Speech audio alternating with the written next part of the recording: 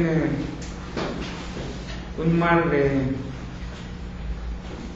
contenido respecto al tema, pero vamos a tomar uno que puede ser representativo y es Hechos 13,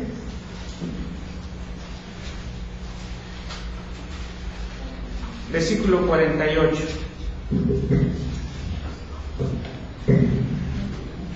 Hechos 13, 48. Nos ponemos en un momento, hermanos, para leer la palabra y después hacer la oración. Juntos, Hechos 13, 48, dice la palabra así: los gentiles, oyendo esto, se regocijaban y glorificaban la palabra del Señor, y creyeron todos los que estaban ordenados para la vida eterna. Amén. Vamos a ver. Hemos leído tu palabra, Señor. Al inicio, donde dices de tu pueblo de aquellos tiempos, eras el menos insignificante. Expresión que también se puede aplicar para nosotros. Pero por otra parte, te plugo el que en algún momento nos confrontaras con el Evangelio, como hemos leído en este versículo, y nosotros, como fruto del trabajo de tu Espíritu Santo, nos alegramos en gran manera, y dice aquí el versículo, glorificaban la palabra del Evangelio, y creyeron los que estaban ordenados para vida eterna. El hecho de que tú agregues a tu pueblo, a tu iglesia, a los que han de ser salvos, no se da como un programa que se desarrolle sobre la marcha, sino respecto a un plan que tú has establecido. Y nosotros estamos ya dispuestos para escuchar tu palabra, y nuevamente, como en otras ocasiones, lo hacemos ahora, suplicando la sensibilización de tu Espíritu Santo en el corazón de cada uno, para que además de entender, vivamos a la luz de la enseñanza que nos das en las Sagradas Escrituras. Oramos en Cristo Jesús. Amén. Pueden sentarse, hermanos, por favor. Como siempre, hermanos, como sucede en cada domingo,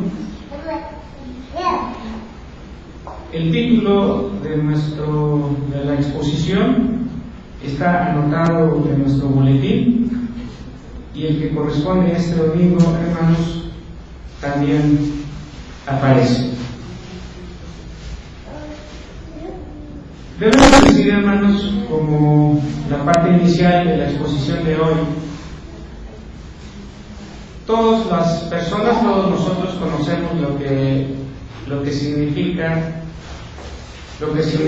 elegir, lo que significa una elección. Eso lo entendemos, ¿verdad? Lo que es una elección. Por ejemplo, ustedes saben que el próximo año, hermanos, es un año electoral, ¿verdad? Vamos a elegir como mexicanos al nuevo presidente. Hay otras actividades humanas en las que la palabra elegir o la palabra elección aparece. Por ejemplo, hay un evento que se conoce como Miss Universo, y la persona, mujer, en este caso, que ostenta el título de Miss Universo, es elegir. Nosotros, en algún sentido, cuando vamos a comprar algo, elegimos entre comprar o no comprar X cosas, zapatos, por ejemplo. Vemos varios y finalmente elegimos qué vamos a comprar. Entendemos entonces, hermanos, lo que es elegir, lo que es una elección. Debo añadir que cuando esta palabra elegir o elección aparece en nuestra vida, le es inherente, o junto con el hecho de elegir, condición. Hay requerimientos que se deben cumplir. Por ejemplo, el presidente que será elegido, hay un perfil en la ciudadanía que tiene en su mente y que voy a votar por X porque llena los requerimientos que yo tengo respecto a quién va a ser el presidente. Cuando se va a elegir una compra, optamos por dos, tres cosas, porque lo que se elige puede ser ropa, puede ser calzado o un mueble, cumple con los requerimientos, me gusta, está más bonito, etc. Cuando se elige a quien hemos mencionado, Miss Universo, es porque tiene las medidas anatómicas que concuerdan con la armonía estética, por ejemplo, o porque es guapa o porque es una persona muy culta.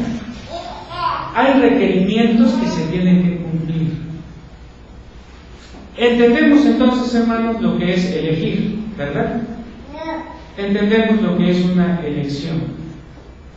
Por otra parte, en las elecciones humanas hemos dicho, hay requisitos que se cumplen. Todo tiene condición. Pero en el tema, hermanos, que vamos a abordar hoy, que también habla de elegir, y que ustedes, hermanos, ya vieron en su boletín, la elección incondicional. Ese es el tema, hermanos, que nos corresponde desarrollar hoy, y que con la ayuda de Dios, hermanos, tal vez parafraseando a los escritos del doctor Luis Berto, diríamos, tendremos la verdad, aunque no exhaustivamente, significando con esto que no vamos a agotar los detalles, pero lo poco que podemos vertir es la verdad de la palabra de Dios. Entonces, hermanos, la elección incondicional. Lo primero que vamos a ver al desarrollar este tema, de los 5 conocidos como los 5 puntos calvinistas, en el contexto que vimos el domingo pasado se escribieron, hoy vamos a ver la elección incondicional, y lo primero que expondré, hermanos, es el marco doctrinal teológico de la elección incondicional. El marco doctrinal teológico de la elección incondicional. Entendemos lo que es un marco. Voy a hacer con mis manos la figura de un marco. Esto es un marco. Y la elección incondicional, que es la enseñanza que vamos a ver hoy, hermanos, tiene un marco. ¿Cuál es? El decreto o consejo eterno de Dios. El consejo o decreto eterno de Dios. Nuestros documentos doctrinales plantean una pregunta al respecto y dicen, ¿qué son los decretos de Dios? Y la respuesta, los decretos de Dios son su propósito eterno, según el consejo de su propia voluntad, en virtud del cual ha ordenado para su propia gloria todo lo que sucede. Ese es el decreto de Dios. En parte de mi oración, hermanos, previo a la exposición en la que estamos ahorita, yo hacía mención de que Dios desarrolla su plan, no basado en improvisaciones sobre la marcha, sino precisamente bajo un plan elaborado. Y ese plan elaborado es lo que nuestros abuelos preguntaron y contestaron. ¿Qué son los decretos de Dios? Los decretos de Dios son su propósito eterno, según el consejo de su propia voluntad, en virtud del cual ha preordenado para su propia gloria, ¿qué? Todo lo que sucede. Todo lo que sucede. En Efesios, y yo les voy a pedir, hermanos, que hablamos la palabra, para que se vaya remarcando y fundamentando en las Escrituras lo que como iglesia estamos escuchando de parte del Señor a través de la exposición. 2:23, Efesios. Perdón, es Hechos, hermanos, por favor. Hechos 2:23. Pasaje, hermanos, en el que leemos lo siguiente. Hechos 2:23, predicación de Pedro, después de que acusan que todos los que están hablando allí están borrachos. Él da un discurso en el versículo 23. En el versículo 23 dice lo siguiente, hermanos. A este se refiere a Cristo, se refiere a Jesús. El apóstol Pedro se refiere a Jesús. Y en el 23 dice, a este, entregado por determinado consejo y anticipado conocimiento de Dios, prendisteis y matasteis por manos de inicuos, crucificándole. Entregado por determinado consejo de Dios, según el consejo de su propia voluntad, suceden todas las cosas. Según el consejo. En una clase de escuela dominical algo comentamos al respecto. Ampliemos un poco, hermanos. Consejo. Todos hemos escuchado la palabra consejo. Si no escuchas consejo, no llegas a qué. ¿A qué? Aliento. Hemos escuchado la palabra consejo. Es orientar respecto a una opinión que se nos pide cuando la persona tiene cierta indecisión, tiene dudas. Si está bien, si está mal, si lo debe decir, si no lo debe decir, si lo debe hacer, si no lo debe hacer. Aconséjame.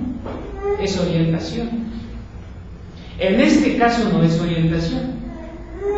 Consejo aquí es como sinónimo de asamblea. Ejemplifico.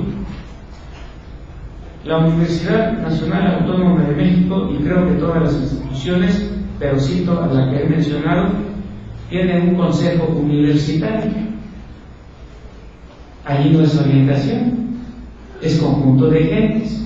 Tiene un consejo universitario.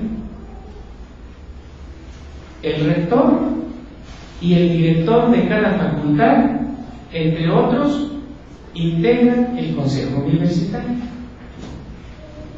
¿Y qué hacen, entre otras? ¿Cuál es su función? Pues planear de cómo va a trabajar la institución, la universidad. Ese es el consejo universitario, el rector y el director de cada facultad. El consejo aquí de Hechos 2:23, ¿quiénes los integran? ¿El rector? No. El Padre, el Hijo y el Espíritu Santo. A este, entregado por determinado consejo de Dios, por determinado consejo de Dios, el decreto o consejo eterno de Dios es parte del marco doctrinal teológico de la elección incondicional. Como leemos ahora sí en Efesios, por favor, hermanos, capítulo 3, versículo 11, la Trinidad trabajando en este consejo. En Efesios capítulo 3, versículo 11, dice la palabra así, 3:11, conforme al propósito eterno, fíjense, conforme al propósito eterno que hizo en Cristo Jesús nuestro Señor. ¿Quién hizo ese consejo eterno en Cristo Jesús? El Padre, con la participación de la tercera persona de la Trinidad, el Espíritu Santo, con la ejecución de ese plan de parte de la segunda persona de la Trinidad, Cristo, el Mesías, el Hijo de Dios.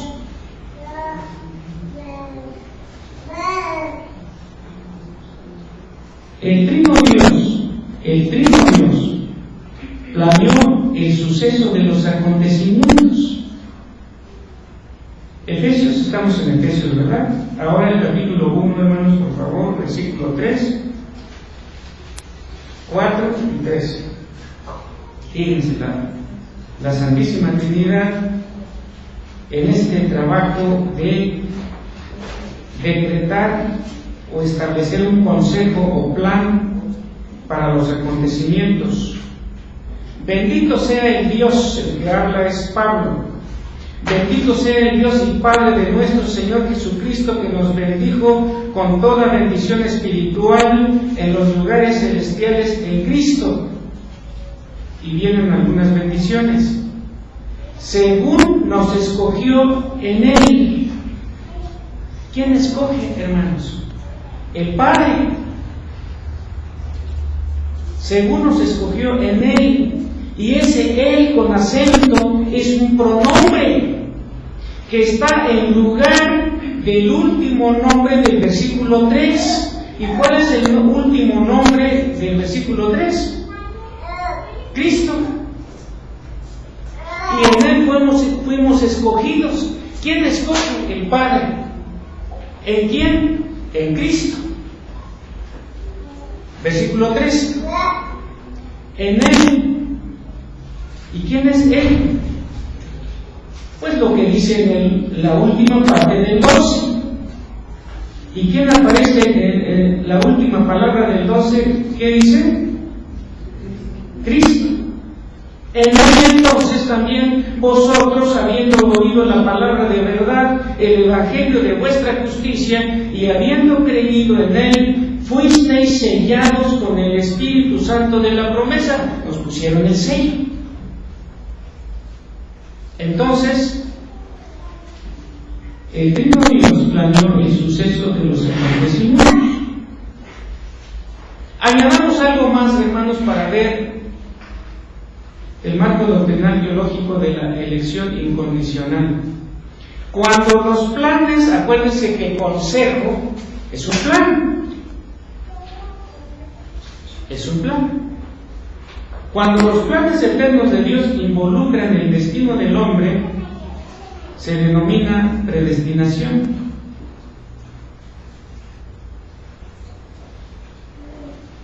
El destino del hombre, creyentes o no creyentes.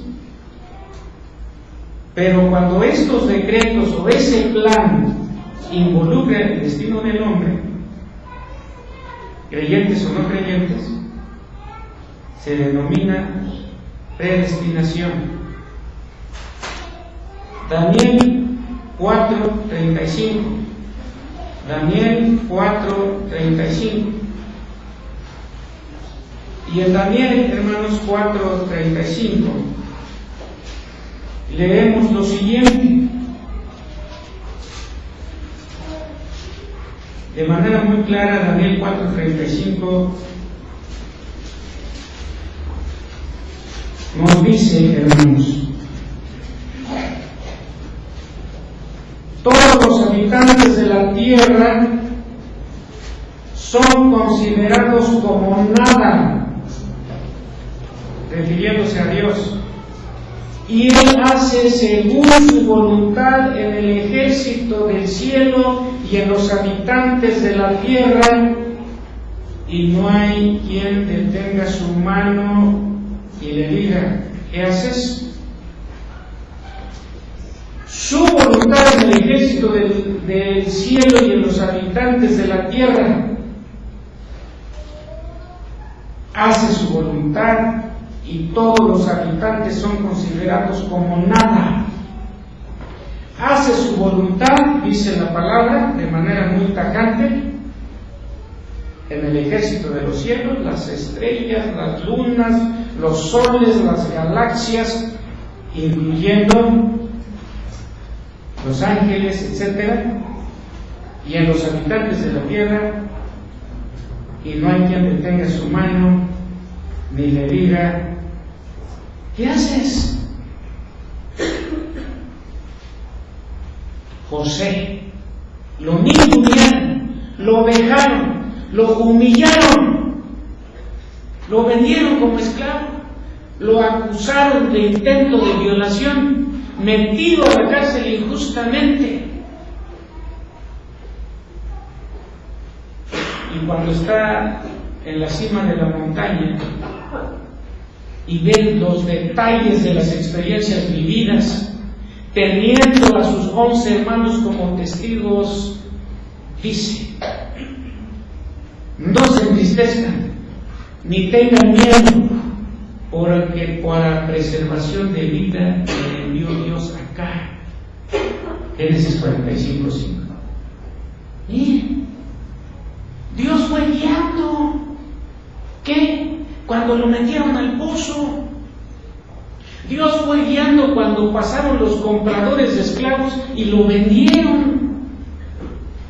Dios indujo a esta malvada que por su causa cayó en la cárcel José. Todo eso, hermanos, en el ejército del cielo y en los habitantes de la tierra, todo está bajo el control de Dios. Y estamos indicando en nuestra exposición que cuando esto incluye en el destino eterno del hombre, se llama predestinación. Antes de, destino hacia dónde vas a ir, predestinación.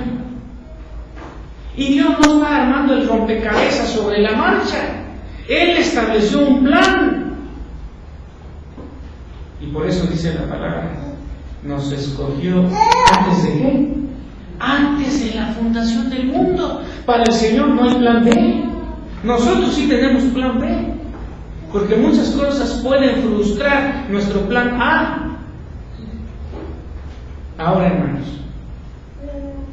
cuando el eterno consejo de Dios se refiere a la salvación, ya concretamente a la salvación, recibe el nombre de elección.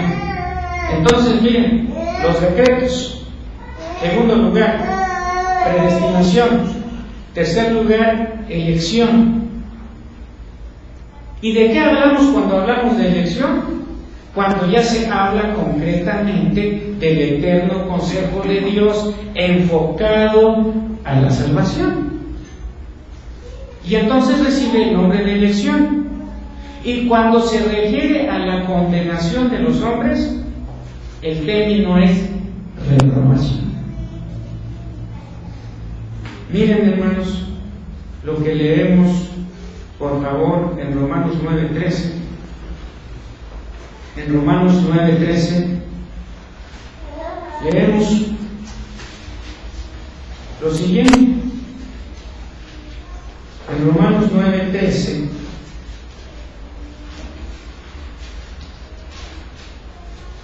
la letra dice, como está escrito, a Jacob amén, mas a Esaú ¿qué? Aborrecí.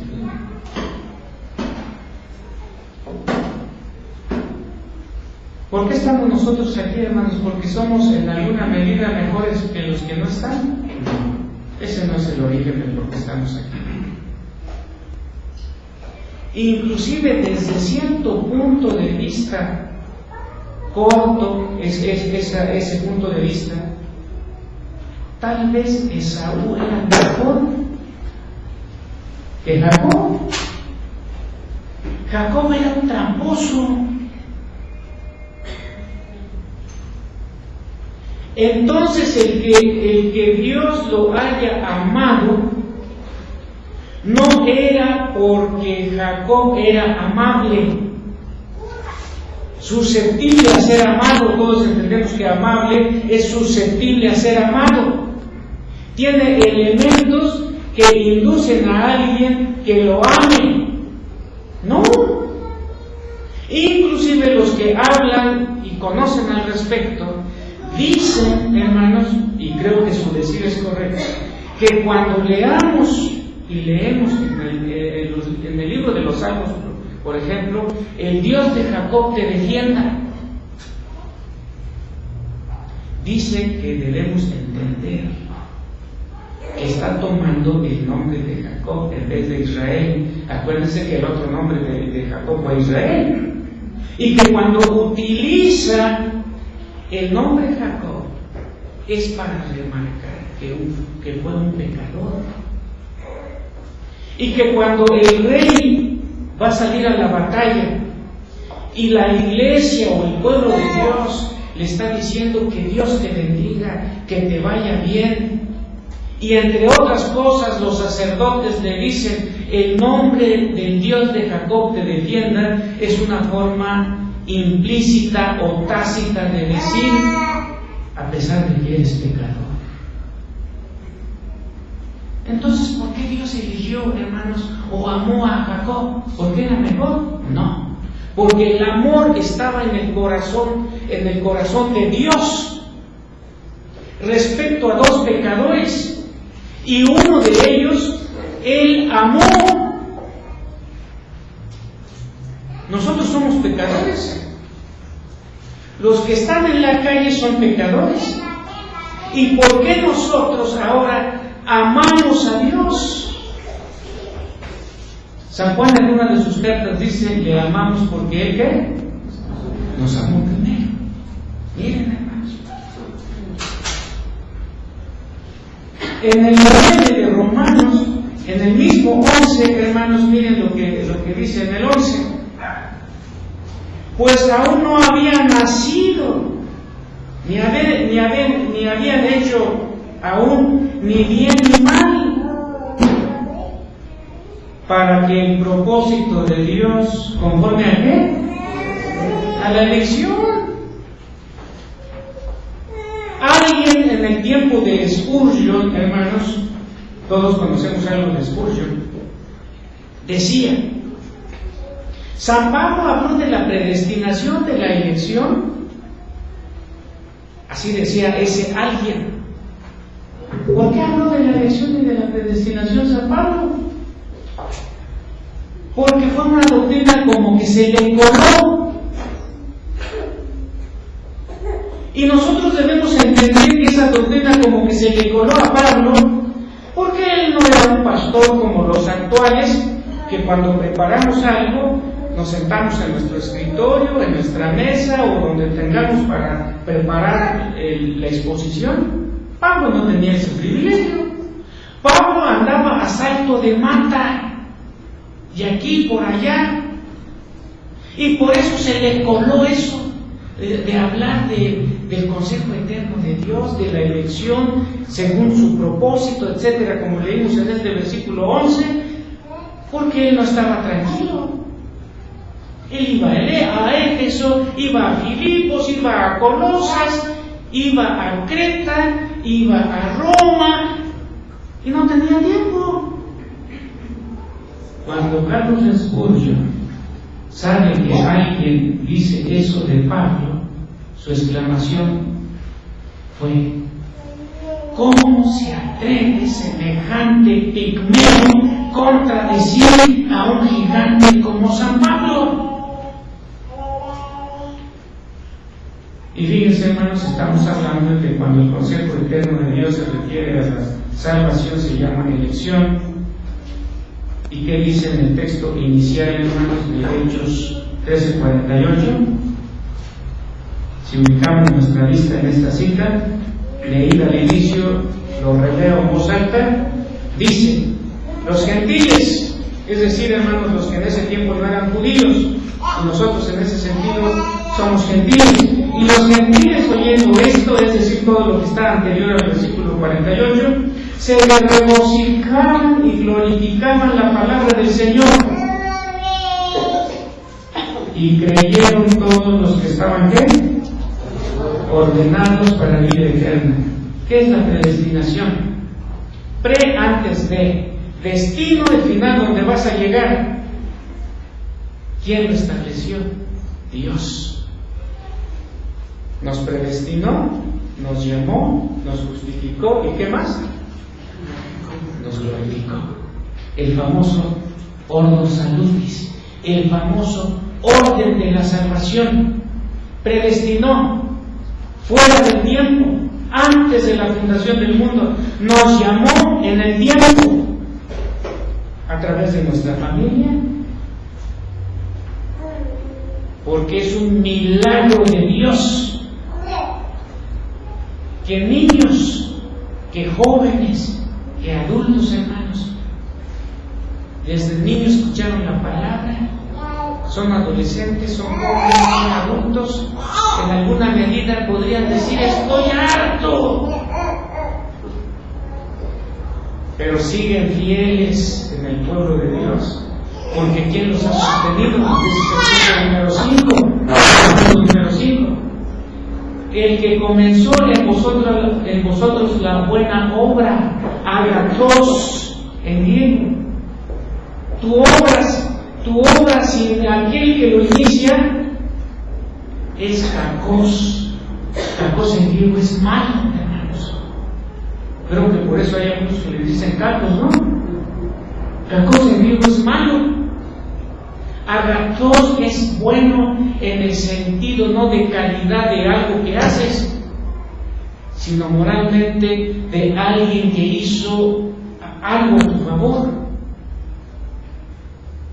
Y creyeron todos los que estaban ordenados para vida eterna. ¿Ordenados por quién? Por el eterno consejo de Dios. Ahora, hermanos, hemos dicho algunas cosas a partir de la Biblia en el marco doctrinal teológico de la elección. No varía radicalmente, porque la teología, si se presta o se jacta de ser cristiana, debe tener precisamente un fundamento bíblico. Y nosotros, hermanos, reforzaremos lo teológico, aunque en alguna medida lo hemos hecho. Haremos ahora un poco más de énfasis sobre la enseñanza bíblica, sobre la elección incondicional.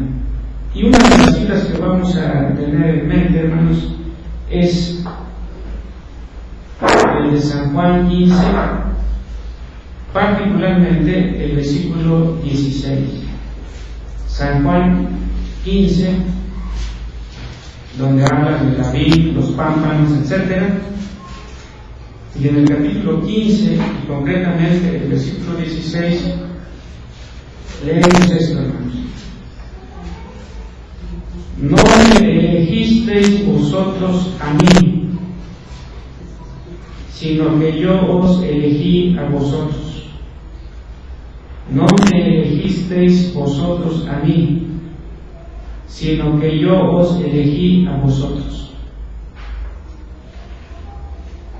Esta es la gran verdad, hermanos, de la enseñanza bíblica de la elección incondicional. ¿Por qué incondicional? Porque no nos puso ninguna condición. Todos los tipos de elección o de la acción de elegir en la vida, siempre hay condición. Los que reclutan gente para trabajar, reclutamiento y selección de personal, tienen que cubrir un perfil. Que si te piden inglés, que si te piden computación, aparte del trabajo central que harás, porque todas estas cosas se necesitan para que tú cumplas tu función, y si no cumples los requisitos, pues no. Y en el caso nuestro, ¿qué podíamos nosotros cumplir con la depravación total del cual vimos el domingo pasado? Desde la planta de nuestro pie hasta nuestra mollera, dice la versión antigua, no hay en nosotros sino herida, hinchazón y qué más, y podrida llaga. No me elegisteis vosotros a mí, dijo Jesús a sus seguidores, incluyendo los 12, sino que yo os elegí a vosotros.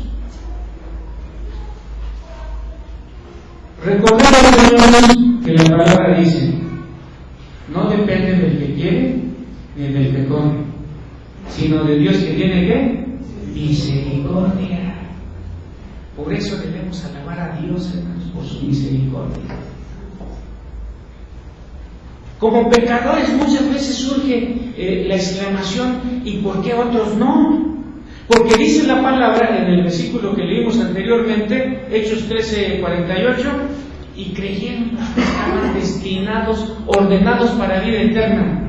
La otra pregunta es, ¿y los que no creyeron? Pues no estaban ordenados.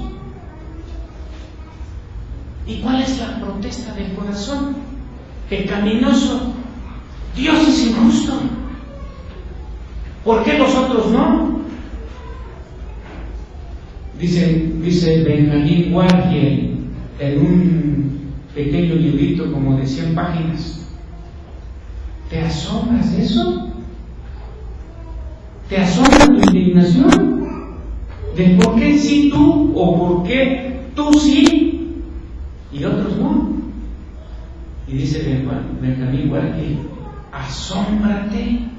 asómbrate del por qué tú sí. Asombrémonos, hermanos, del por qué nosotros sí. Por eso yo suelo decir, hermanos, estar en el templo del Señor, escuchar su palabra, es un honor, es un privilegio concedido, hermanos, porque aquí es donde explícitamente glorificamos a Dios.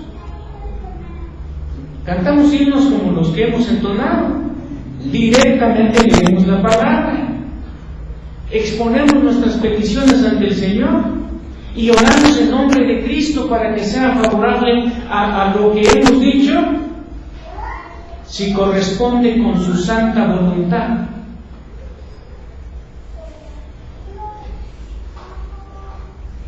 Es un privilegio, porque los otros días de la semana no son de alabanza a Dios, también, pero aquí es implícito, es decir, que tú trabajes bien, que te relaciones bien a nivel de familia, en donde quiera que estés, no pierdas de vista que tú debes alabar a Dios, no solamente con tu pensamiento, sino en tu forma de atender, de trabajar. Es implícito, pero aquí en el culto es explícito. Decía un hermano de Getsemaní, yo cuando estoy en la iglesia, cuando estoy en el templo, hago de cuenta que vengo de un desierto y encontré un oasis. Que así lo sintamos, hermanos. Que así lo sintamos. El llamado de Dios a sus elegidos sucede en el tiempo y en el espacio, como lo hemos señalado, hermanos. Predestinó. ¿Cuándo? En la eternidad. Llamó. ¿Cuándo? En el tiempo. Porque todos fuimos incluidos en la iglesia en un tiempo.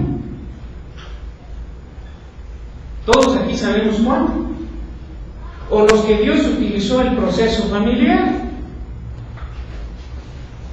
Y que sobre la marcha el Espíritu Santo que inició en nosotros la obra, hermanos, la está perfeccionando. Solemos impactarnos, y también es digno, hermanos, también es digno de lo que voy a decir, que algunos siendo mujeriegos, borrachos, drogadictos y siendo adultos se convierten, lo llevan de una iglesia a otra iglesia para que vaya dando testimonio de cómo pasó todo. Pero cómo no llevamos a Aarón, a Prisi, a Saris, a Pablo, para que dé testimonio de cómo Dios nos ha sostenido hasta ahorita. ¿Eso no es un milagro, hermanos? ¡Claro! Porque si no fuera Dios el que está puliendo, el que está perfeccionando su obra en nosotros, hermanos, ¿cuándo hace que ya nos hubiéramos ido? Pero ¿quién nos sostiene, hermanos? aquel que inició en nosotros la obra. Creo que ayer en el rancho, en Belén, estaban diciendo, o a nivel de comentarios, estaban diciendo Esther y Carla, cómo Dios también tuvo misericordia de ellas, como lo tuvo de Rahab, ¿o no? Y todos, hermanos, todos. Entonces el llamado de Dios a sus elegidos sucede en el tiempo y en el espacio, pero ocurre previa determinación de Dios, y creyeron los que estaban ordenados para vida eterna. Es lo que dice la palabra, no Virgilio. Y por lo tanto, hermanos, todo creyente en la historia del cristianismo debe dar gracias a Dios por haber sido beneficiado con la elección. Un hermano allá en Paracho, Michoacán, hace como 2 años, hermano, me decía: hermano pastor, que eso no es malo de que estemos dando gracias a Dios porque nos eligió. O como dicen los romanistas, esa es una jactancia, es un orgullo espiritual. Pero no, hermanos, porque está avalado por las Escrituras. Miren lo que leemos en Segunda de Tesalonicenses, hermanos, capítulo 2, Segunda de Tesalonicenses, capítulo 2,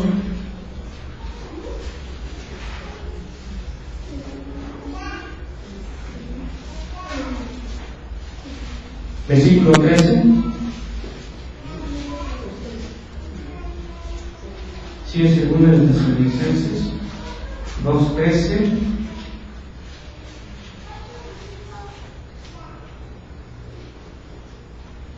Pero nosotros debemos dar siempre gracias a Dios respecto a vosotros, hermanos amados por el Señor, de que Dios os haya ¿qué? Escogido desde el principio para salvación, mediante la santificación por el Espíritu y la fe en la verdad. Es jactancioso dar gracias a Dios porque nos eligió, hermanos. Tiene aval bíblico. Porque lo merecíamos, no. Por eso el primer tema de los 5 puntos empieza con la depravación total. Y nosotros seguimos luchando con esa depravación, ¿o no? Claro, hermanos, cotidianamente. ¿Cuándo pasan ráfagas de maldad aquí? ¿O aquí? ¿O no es verdad? Miserable de mí, ¿no se le oyó decir a San Pablo?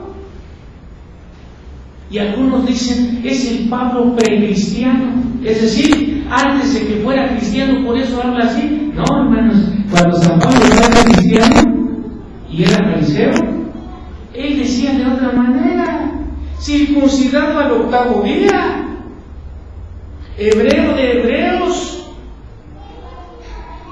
y en cuanto a la ley, irreprensible. Tampoco la gente sin Cristo no muchas veces nos dice: no, pues yo no le hago mal a nadie. Un compañero de mi esposa, un compañero de oficina: no, pues yo no le hago mal a nadie. ¿Cómo de que no? Y entonces, hermanos, sí debemos dar gracias a Dios,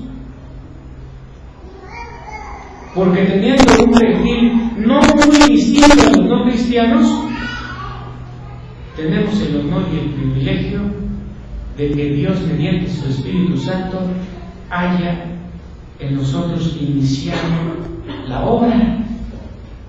¿Y con cuál lo inició? Dándonos un nuevo corazón, como el cochino de la fábula. ¿Sí se acuerdan de la fábula? Nos dio un nuevo corazón, y ahora, hermanos, con nuestra lucha de rebeldía, pero tenemos la otra parte positiva de que amamos a Dios, dependemos de Dios, que enfermos conciencia de la presencia de Dios y pedimos que cuestiones positivas en nuestra vida, ¿qué hacemos, hermanos? Damos gracias a Dios. Por lo tanto, hermanos, todo creyente en la historia del cristianismo debe dar gracias a Dios, como San Pablo también dice, pero nosotros debemos dar siempre gracias a Dios respecto a vosotros, hermanos amados por el Señor, de que Dios os haya escogido desde el principio para salvación. Por lo tanto, hermanos, una pequeña conclusión. Les invito, hermanos, a dar gracias a Dios por el hecho de que la salvación no depende de nuestra libre voluntad, porque el arminianismo eso enseña. No depende la salvación, hermanos, de nuestra libre voluntad de aceptar a Cristo, sino la elección incondicional depende del Padre Celestial en Cristo y la conducción infalible y seguro del Espíritu Santo de Dios. Demos gracias a Dios,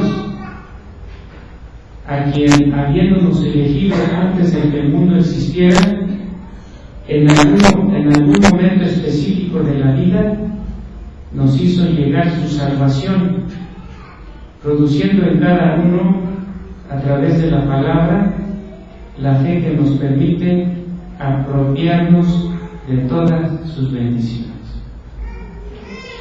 El arminianismo parece más simpático. Pues depende si tú le das chance a Dios. ¿Nosotros le queremos dar chance a Dios, hermano? No, estamos muertos. Un muerto no quiere dar chance de nada porque está muerto. Gracias a Dios, porque la salvación no depende de nosotros. Somos muy volubles, ¿no, hermanos? Claro. Dice Juan Calvino, ay de nosotros si fuéramos una extensión de Dios, porque algunos dicen, malinterpretando una expresión de San Pablo, que somos parte de la divinidad, pero sacándolo fuera del contexto general de las Escrituras. Ay, si nosotros nos consideráramos como una extensión de Dios, muy dados al cambio, hermanos, por ratito muy animados. El prototipo nuestro es el pueblo israelita del Antiguo Testamento, hermanos. ¿No merecían unos azotes ellos?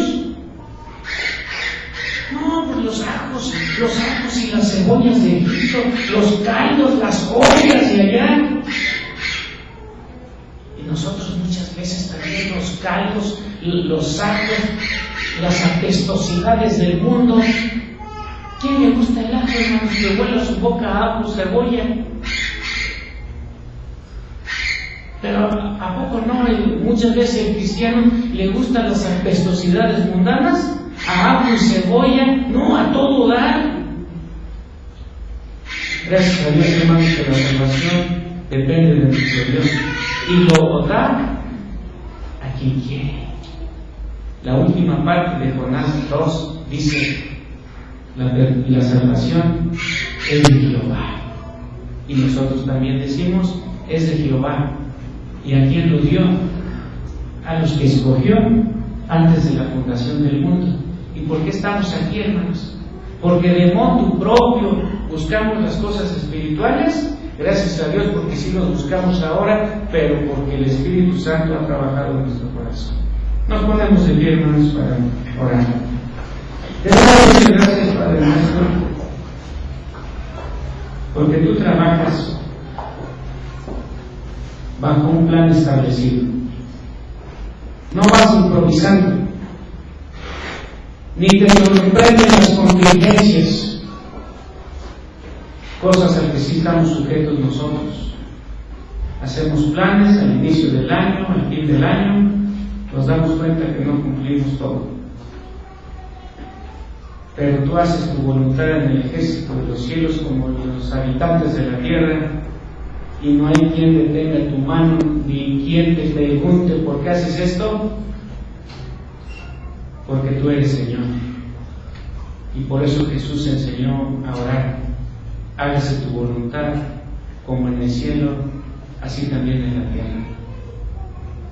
Gracias, Señor, porque si es verdad que siendo elegidos antes del tiempo, en el tiempo nos llamaste y nos justificaste ante tu trono, basado en la obra perfecta de Cristo, y cuando muramos en la conciencia de que nadie vive ni muere para sí, seremos glorificados como lo indica tu palabra.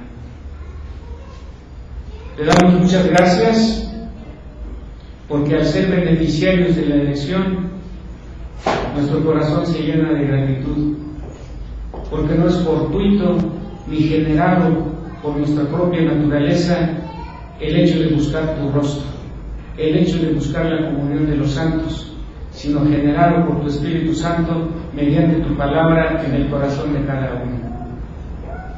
Oramos en Cristo Jesús. Amén. Pueden sentarse.